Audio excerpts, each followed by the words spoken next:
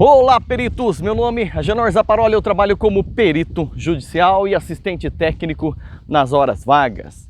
E o tema de hoje é apresentação de provas.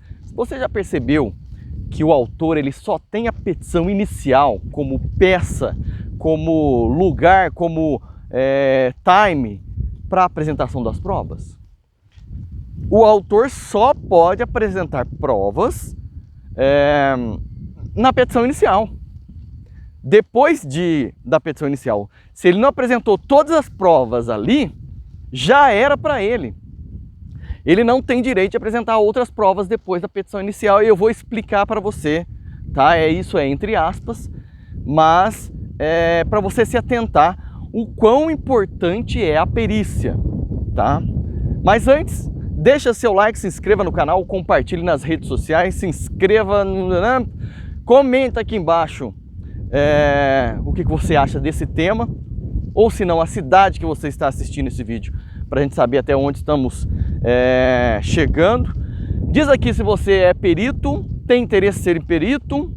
Acesse então, se você tiver interesse ou se você for perito, nosso grupo de WhatsApp, Telegram. O link que eu vou colocar aqui embaixo é fala.host/grupos.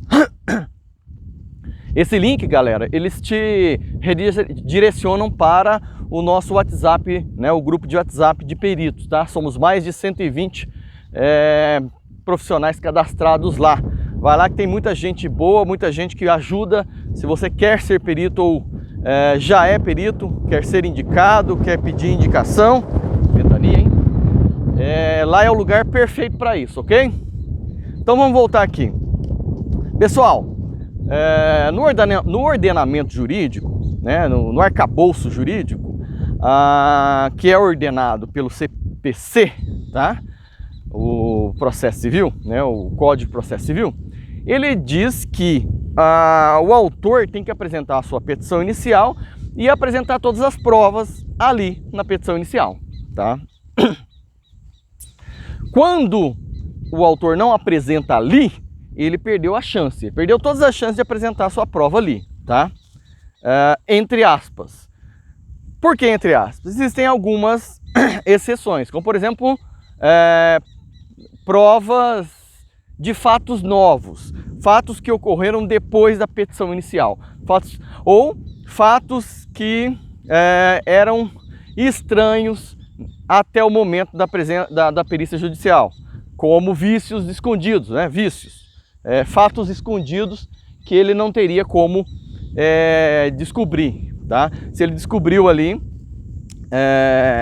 esses vícios, ele pode solicitar ao juiz a recepção, né, dessa nova prova, tá ok? Então assim, mas no geral, a petição inicial é o único lugar onde ele pode apresentar provas.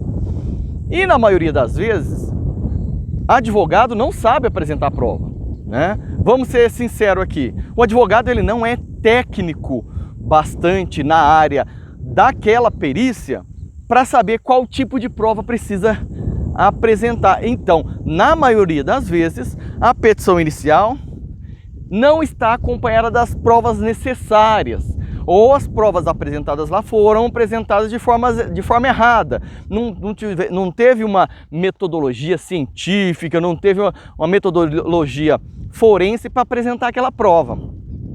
Então você entendeu qual é a importância da perícia judicial aí? Porque o perito pode, a qualquer momento depois do seu munus, tá? do seu munus aceito, apresentar a perícia. Porque lá no CPC fala que o perito pode utilizar de todos os meios possíveis para comprovar para elaborar o seu laudo, correto? E todos os meios possíveis, lógico que são os meios lícitos, né? Nada ilícito. Também uma discussão. Já temos aí questões, por exemplo, como é que é? Provas ilícitas sendo embasadas para afastar juízes, por exemplo. Já vimos isso lá naquela questão da Vaza Jato, né? Então é discutível. Mas vamos falar aqui do que é tradicional. Porque a questões de discussões judicial não é com a gente só fica sabendo depois de bater o martelo, correto? Bom, vamos lá. O autor, ele só tem aquela parte ali, ela só tem a petição inicial para apresentar a prova. O réu só tem a contestação para apresentar a prova dele, né? Lembrando que os advogados, o autor e o réu, não são profissionais, geralmente não são profissionais especializados no objeto da perícia, eles não sabem quais as provas que devem apresentar. Eles vão colocar as provas que eles julgam que vai municiar o processo deles, mas não são eles os profissionais indicados para apresentar as verdadeiras provas, para indicar quais provas que serão utilizadas na perícia, né? Vamos dar um exemplo aqui. Por exemplo, quando eu sou chamado num processo, por exemplo, de fraude de medidor de energia. Então ali, o que acontece? O que o perito espera? O perito espera fotografias da fraude, né? Um relatório explicando como se deu aquela fraude, fotografias demonstrando o local da fraude, por exemplo. Se foi um medidor analógico corrompido, né? Fraudado. O medidor analógico, geralmente ele risca o disco. Então a gente espera que o réu apresente, né, o réu, que geralmente é o réu que faz a perícia que identifica a fraude, que ele apresenta um relatório com fotografias demonstrando o código do chassi do medidor, fotografias mostrando o disco, o arranhamento, mostrando ali, detalhando como ele fez aquele procedimento. Mas não é isso que acontece. Nós recebemos ali, geralmente do réu, da prestadora de energia, a alegação de que foi um relatório um relatório de uma página, dizendo que foi medido conforme que foi realizado a perícia no equipamento, a perícia extraoficial, conforme a portaria tal, e só. Não tem foto, não tem descritivo de passo a passo, não tem nada. Depois o que acontece?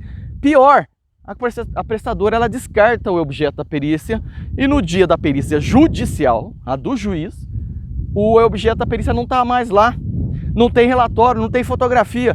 Como que o perito vai analisar um objeto, que é a função do perito, analisar o objeto da perícia, de forma direta, se tudo o que precisava não foi colocado na contestação ou na petição inicial? Então vocês entenderam aí o que eu falo sobre a incapacidade dos advogados de apresentar provas esperadas pelo perito, tá? Não quer dizer que os advogados sejam incompetentes. Bom, tecnicamente eles são incompetentes para aquele objeto da perícia, mas não quer dizer que eles sejam burros ou que eles sejam não são estudados. Não é isso. É que eles não estudaram para aquele objeto da perícia. Eles não são formados, eles não têm um diploma de elétrica, por exemplo, para descobrir, para fazer todo essa engenharia reversa e saber o que periciar. Se ele fosse, não precisaria do perito, né? O perito seria, não precisaria de um perito, o perito seria o próprio juiz, entendeu? Ou o próprio advogado, né? Ou os advogados discutiriam ali, porque eles têm conhecimento para isso, mas não tem, tá? Então eles não são indicados para apresentar provas, tá? Apesar de que eles podem ser instruídos por profissionais para apresentar a melhor prova, mas mesmo assim a maioria das petições iniciais e contestações não vem com provas suficientes, vem com provas faltantes e provas produzidas da forma incorreta, né? Então, que são ali contestáveis, tá? Por exemplo, um laudo sem assinatura, um laudo sem um carimbo, ou sem uma data, sem um laudo de uma única folha, sem um descritivo, uma fundamentação, um referenciamento, né? Algo que ligue o relatório ao objeto da perícia, porque eu posso fazer um relatório, eu analisei o objeto da perícia e o objeto estava danificado por queima de raio. Posso pôr isso aí no meu laudo. Mas eu não fotografei o equipamento para dizer, olha, eu periciei o equipamento correto, tá vendo? Porque você pode ter periciado um outro equipamento ou nem ter periciado, você só fez um relatório ali e fez de mau grado, tá? Não estou dizendo aqui que mau grado seja um intento comum de quem produz prova. Não, de jeito nenhum. Eu sou adepto à boa-fé e ao princípio como chama aquele princípio que todo mundo é correto até que prove o contrário. Eu esqueci o nome o termo desse princípio, mas é isso aí. Então assim, então você começou a perceber aí a importância da produção da prova e a importância da perícia judicial. O autor só teve a petição inicial para produzir a prova e ele produziu a prova errada, faltante, ausente, não produziu, só alegou. Ela era inconclusiva, ela era contestável. Aí vai chamar o perito. Aí o perito vai produzir as provas que ele conseguir produzir, tá? Por quê? Passou-se o tempo.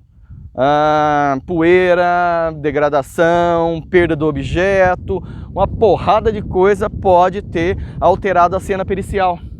E aí dificulta para o perito ter uma conclusão certeira. O que geralmente se tem ali no laudo são fatos comprovados cientificamente e pontuais que apontam todos eles somados a uma determinada situação. Por exemplo, eu tenho vários indícios ali, ou vários vestígios, que apontam para que houve ou não houve, não foi possível comprovar a fraude, entendeu? Então é isso aí, pessoal. Eu quis trazer aqui a importância da perícia, a importância de se produzir uma prova na petição inicial, na contestação, e sejam orientados, pessoal, sejam orientados para produzir as provas, tá ok? Então, grande abraço e até a próxima.